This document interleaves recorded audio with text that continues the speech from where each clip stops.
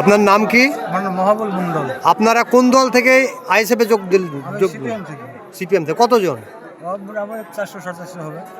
আচ্ছা, আজকে আপনারা যে ইন্ডিয়ান সেকুলার ফ্রন্টের ছত্রছায়ার তলে আসার পিছনে কারণ কি আপনাদের? কারণটা হচ্ছে এই যে টিএমসি সরকার যা করছে, যা অবস্থা করছে, হ্যাঁ, চুরি দাড়ি হ্যাঁ। যত যা সব করেছে, হ্যাঁ, হ্যাঁ। কিন্তু টিএমসি সরকারকে এই দেশ থেকে একদম উৎখাত মারার ভীষণ খোয়া করে দেবো, সেই কারণে আমরা নেমেছি। কার হাত ধরে আপনারা যোগদান করলেন? ব্লক সভাপতি ব্লক সভাপতির নাম কি?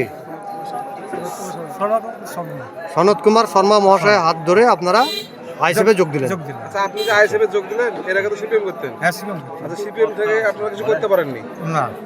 এখানে এসে কি পারবেন মনে হয়েছে আপনাদের? হ্যাঁ, অবশ্যই পারবো। আপনাদের কি রকম মনে পারবেন? কিভাবে বুঝতে পারলেন? কিভাবে বুঝতে পারছেন যে আপনি পারবেন তা? কিভাবে মানুষের কাছে যাওয়া আসা গেছি, আবহাওয়া লিখছি, পাচ্ছি সব। আচ্ছা, আইএসএফে এসে কোনো মানে কোনো মানুষ যে উপকৃত হয়েছে মনে হয়েছে আপনাদের?